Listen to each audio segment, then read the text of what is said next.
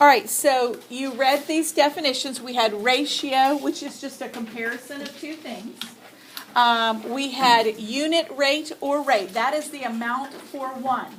That's super helpful. If you go to the grocery store, how many people have learned at the grocery store, maybe your parents showed you, how to find a unit rate on something so you can compare prices? How many people know how to do that? Okay, good. A couple of you do. All right, if you don't, if you go to Kroger, I think Publix does it the same, but I know specifically Kroger does, and I'm almost positive Walmart does too. On the shelf underneath it, it'll say how much it is per ounce, or how much it is per box, or how much it is per this, that, or the other. So they'll put a certain measurement on there. The reason for that is because if you have a 20-ounce box and a 15-ounce box, well, the 20-ounce box is going to cost more than the 15-ounce box. But is it less per ounce? So are you paying less for each amount of that you're getting? That's that whole better buy thing we were talking about. So that's what rate is useful for. It's a super practical skill, because when I go to the grocery store and I'm trying to decide, well, I'll give you a perfect example. I bought some dog food, and I have to buy this really expensive dog food because our dog needs to lose weight. He's fat. So I have to buy this really expensive dog food for him. So I found that it was 5 cents less per ounce if I bought this giant bag of dog food versus the little bag of dog food. So even though I had to spend a whole lot more money at one time, I saved money in the end because he needed to have that dog food anyways. Does that make sense? So that's what unit rate is for. Okay, and so the whole purpose of better buy then is just to decide, is it better to buy it, in the bigger box or the smaller box? And all you're doing with that is you're comparing two unit rates. So you find out how much it is for one of whatever it is, and then decide, is it better this way or is it better that way? And those are some examples you did. And for the most part, with these two, y'all did a great job. I saw almost all the answers were correct on these. There were a few issues with ratio, though, and that's what I want us to talk about. So ratios are a comparison of two things. Now, this is one of the ones, and I'll be honest with you, probably half or more of you missed this question, and I feel like this should have been the easiest question. But here's what you need to think about. When you're doing rate, when you're doing ratio, you need to see what are you comparing. Don't just look at the numbers they give you. Don't just read and say, oh, we got 3 and 10. Just write down 3 and 10. You've got to read what you're comparing, because the only thing that tells you what you're comparing is the last sentence. The last sentence said, what is the ratio of the pizza he ate to what he did not eat?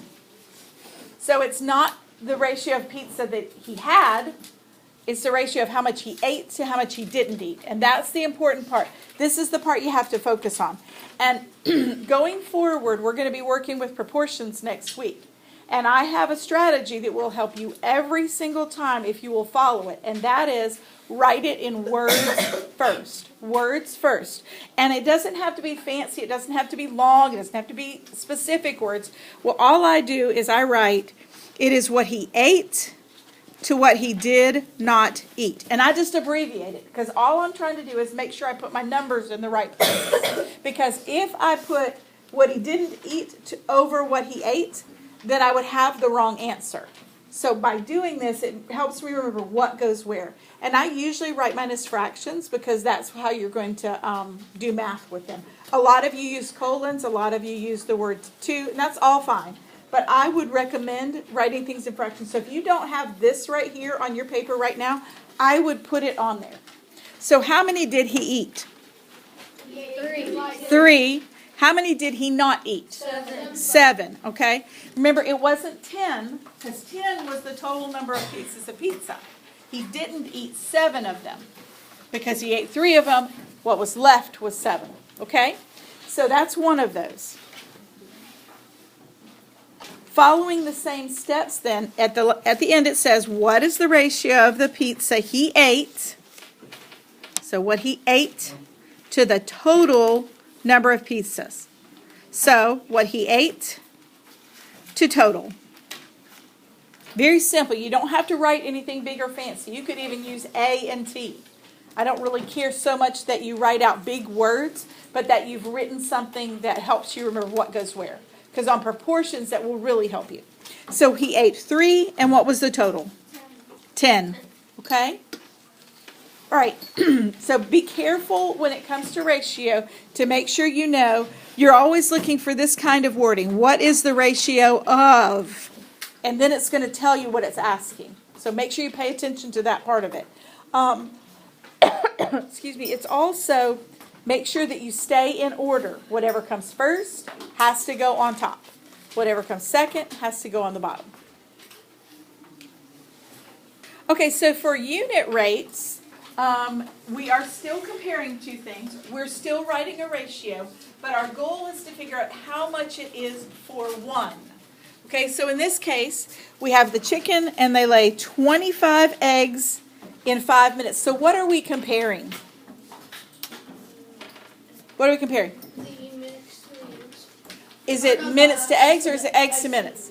Good. Whatever comes first goes first. So we are comparing eggs to minutes. So I really like to see you write that. Eggs to minutes. That way you know which order they go in. Okay? And so for the eggs, it's 25 in 5 minutes. 25 to 5. Now, every single time you will do the exact same thing. You will divide the bottom into the top. That will tell you how much it is for 1. So when we divide 5 into 25, we get 5. And now, some of you just wrote a number here, but you need to be more specific. You need to tell me the rest of the answer. And here's the easy shortcut. It's in eggs per minute. So you can follow what you wrote right there. Eggs, and then think where you find your, where the fraction bar is. Write the word per, and then the last thing is minutes. So it's eggs per minute. And most of y'all did that. If you leave off any of that, though, it's going to be wrong, okay? So make sure you're writing the whole answer. And one more time, just to make sure you've got it. This tells you what to write in words. 5 eggs per minute. Okay? Y'all see that? Okay. And we had several examples of those, so let's do a couple more.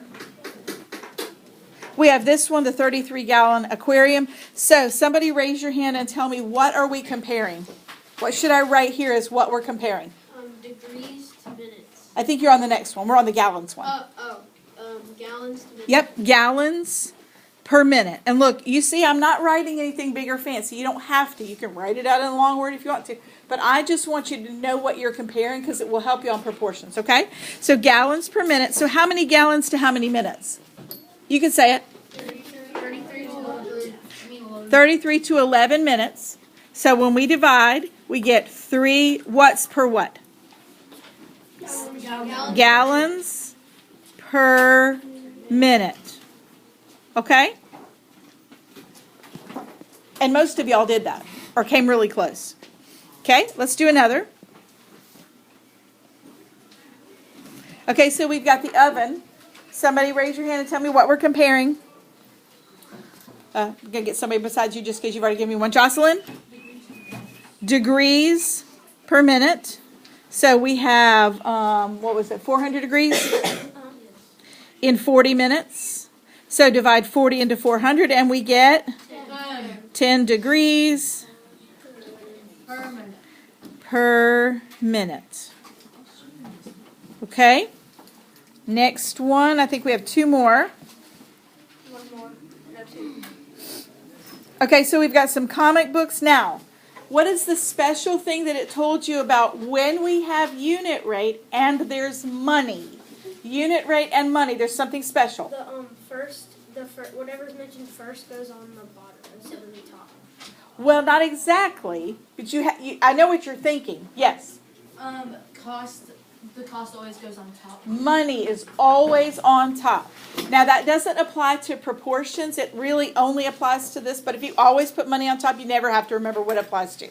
Okay, so we'll put money. So we have dollars to comic books. Okay, how many dollars to how many comic books?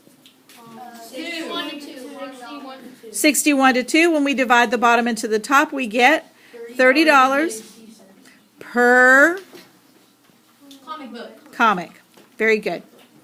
Okay? All right, and one more. We have some money being split between some people. So what are we comparing? You can say it. Money And people. Dollars to people. So we have $255 split among 5 people. When we divide that out, how much do we get per person? 45.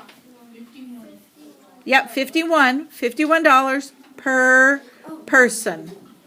Okay? So if you didn't have those, make sure you fill those in, okay? Are you filling these in?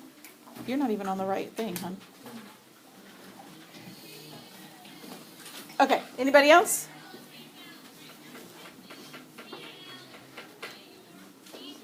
Okay, so for Better Buy, all you're really doing is comparing 2 unit rates to decide which one is a better price.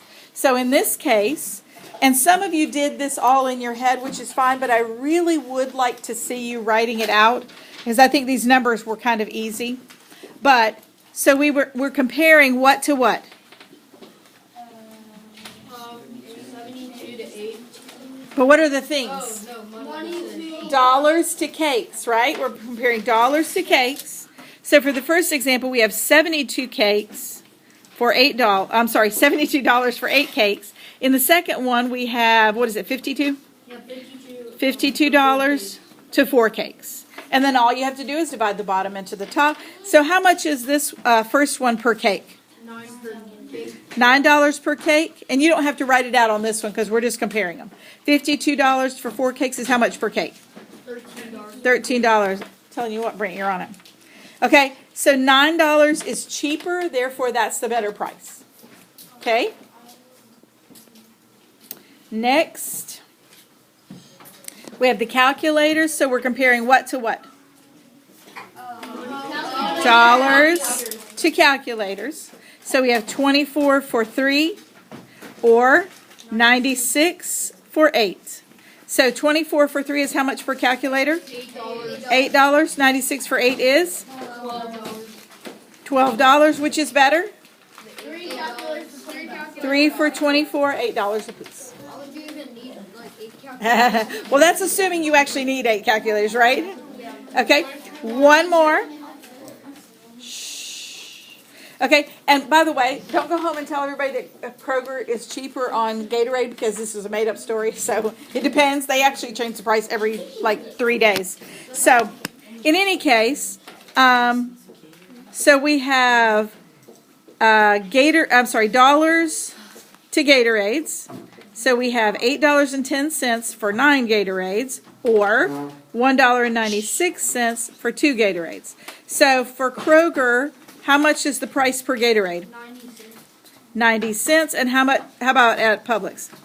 98. 98 cents. Good. So 90 cents is a cheaper price, therefore it's the better buy.